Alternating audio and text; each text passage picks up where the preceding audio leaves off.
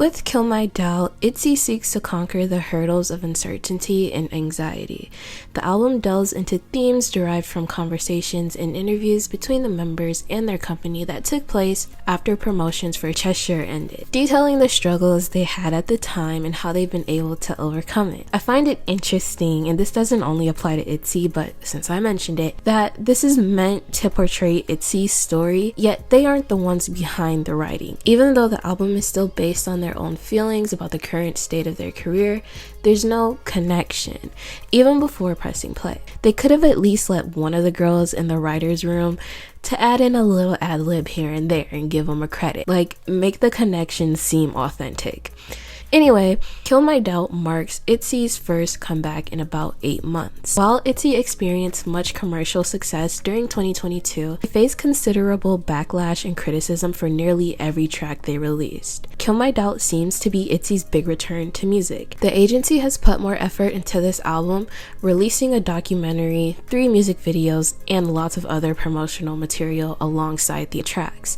So, with all of that in mind, how does JYP and itzy manage to get themselves out of this awkward position and learn from the previous year? I can't dedicate an entire video to one K-pop comeback and not discuss the visual aspects that accompany it. Visuals can definitely play a significant role in shaping the overall appeal and success of K-pop groups and their individual releases. Just last year, we saw how it kind of launched high-key out of Nugudum and allowed their songs to chart higher than Kepler ever will, you know? They help build anticipation, promote the comeback, set the mood, give insight to the release, and establish the identity of the group. Despite their brand of vibrant, bold energy and maximalist pop, itzy have been no stranger to simplicity when it comes to their concept photos, especially recently. The teasers they've released for the past few comebacks have all been characterized by their bland and minimalist nature. They also tend to have very little relevance to the music or concept at hand. Needless to say, I was not a fan of any of the teaser sets. Outside of the concept photos taken in front of the locker room stalls and the ones in black and white with the boxing gloves, they weren't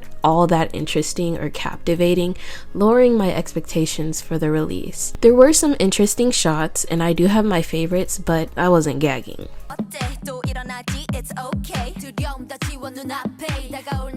As the first song on the album and the first pre-release track, Bet On Me helped set the tone for the era. The electropop anthem features a thumping bass line with minimal production as it explores themes of doubt, uncertainty, and courage. Recently, there has been an influx of K-pop songs that sound straight out of the early 2010s. The first few that come to mind are Everglow's Pirate, aespa's Hold On Tight, and most of IVE's music. Based on the songs I've mentioned, you probably already have an idea of how I feel about this track. Outside of the genre, there are a number of things I dislike about the song. For starters, it does not feel complete or polished. This contributes negatively to the song in numerous ways. The track feels as though it's gonna build into something grand, but it never happens. Additionally, the song gets very repetitive. You've heard 5 seconds of it, then you've heard the entire song. They make no effort to give you some variation in the melodies or production, so you're left with this incredibly dull, lifeless product. Now, you all know I'm not a big fan of itzy's vocals and tones.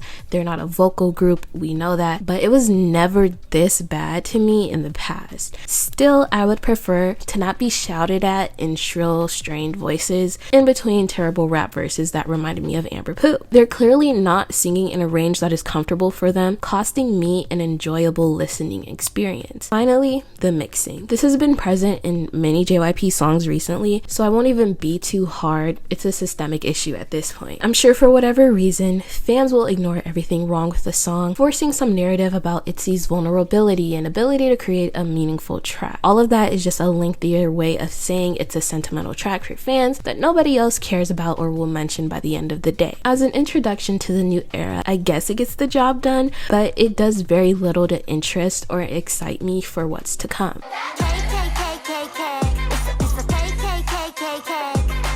On title track Cake, itzy joins forces with the renowned producing duo Black Eyed Pilsung for their first ever collaboration. As we all know, Black Eyed Pilsung is the duo behind Stacy, but have previously worked with other JYP artists like Twice, GOT7, and Miss A, in addition to other K-pop acts like A-Pink, Chungha, Sistar, and more. I can count on one hand the number of Black Eyed Pilsung tracks I have liked in the past 3 years, so naturally, I was scared for this release. The joint effort between itzy and Black Eyed Pilsung is an exciting return to form and much better than I had anticipated. I enjoy the wacky experimental instrumental. Cake feels like a continuation of the quirky and kitschy sound they introduced on Crazy in Love, but doesn't sound as watered down. The bratty nasally refrain of cake, cake, cake, cake, cake sounds significantly better within the context of the song, but can still become annoying. It doesn't ruin my listening experience that much, but I really could have done without it. Outside of that, I enjoy the different directions the track goes in, especially during the pre-chorus and bridge.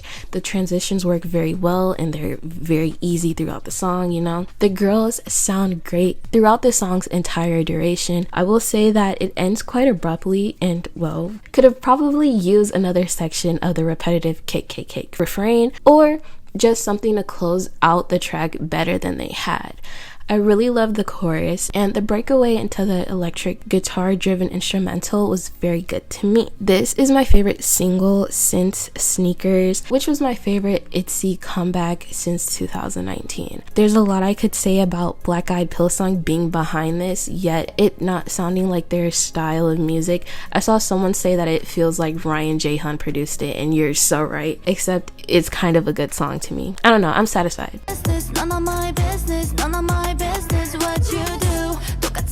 Serving as the second release for this album, itzy does a full 180 in composition on None of My Business, this time singing about their frustrating, draining relationship over an upbeat trap-influenced pop instrumental. None of My Business is a fun, chill song for the summer with enjoyable, albeit minimal production, and an addictive hook. It continues that feeling that's reminiscent of the B-sides from their Crazy in Love album, but isn't as terrible as those tracks.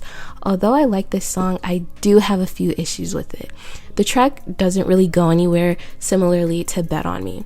At least with this track, they're singing in a range that's comfortable for them with enjoyable production. Sonically, the track reminds me of Yoojung's solo debut, Sunflower, just not as interesting or full of life as that song is.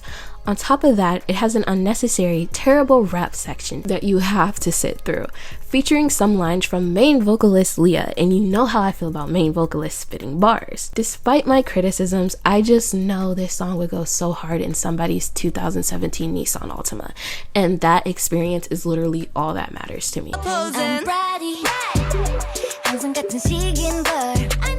Bratty solves the issues I had while listening to None of My Business. It continues the fusion of trap R&B pop sounds, but with a better, more polished approach. It's still very simple, but the addition of synths, vocal effects, sound effects, and ad-libs give it more life than the previous track. They're once again singing in a comfortable range and do a great job of it. Their voices sound so sweet here and so lovely, something I never thought I could say about itzy.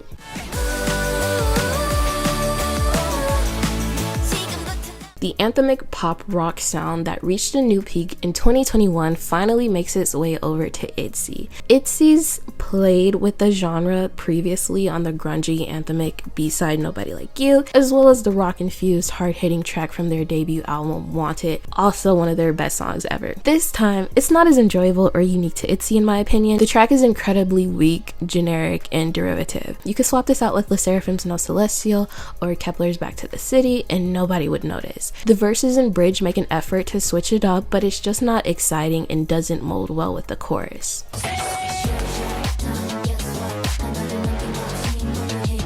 Killshot was unexpectedly the best song on the album. The track has a lot of texture and energy, hitting incredibly hard from the beginning. There aren't a lot of K-pop songs that play with a darker synthwave, cyberpunk-esque vibe, and I really enjoyed their contribution to this genre. The track is incredibly short but commands your attention and feels complete. So we've reached the end. Fans often say that people are too harsh on itzy, but honestly every group gets that. It's not an isolated incident in my opinion. But also, itzy is not every group. You can't claim that they are the leaders of their generation and then get mad when people point out that they aren't doing anything at all remarkable and groundbreaking. That's how they solidified their status, and that's the only way they'll be able to maintain it. With Kill My Doubt intended to right their wrongs of 2022 and relaunch itzy in a sense, this album only continues to highlight the fact that JYP doesn't have a set direction for their group and has no clue what to do with them at this point. I know there's been complaints about Division 2, whatever. That's what I mean when I refer to JYP. The album feels like a compilation of tracks from different points in their career, rather than something brand new and exciting to refresh our interest in itzy. It's their least cohesive project yet, and despite great effort that went into this era, is very lacking visually and sonically. A majority of the tracks are great, but again, doesn't accomplish what it feels like it set out to do, which was refresh our interest in itzy, breathe new life into the group. But like I said, I still did enjoy most of the tracks, so I guess I'm happy and satisfied with this era, which I didn't think would be the case. Let me know your thoughts about the comeback down below. Thank you so much for watching. See you in the next one.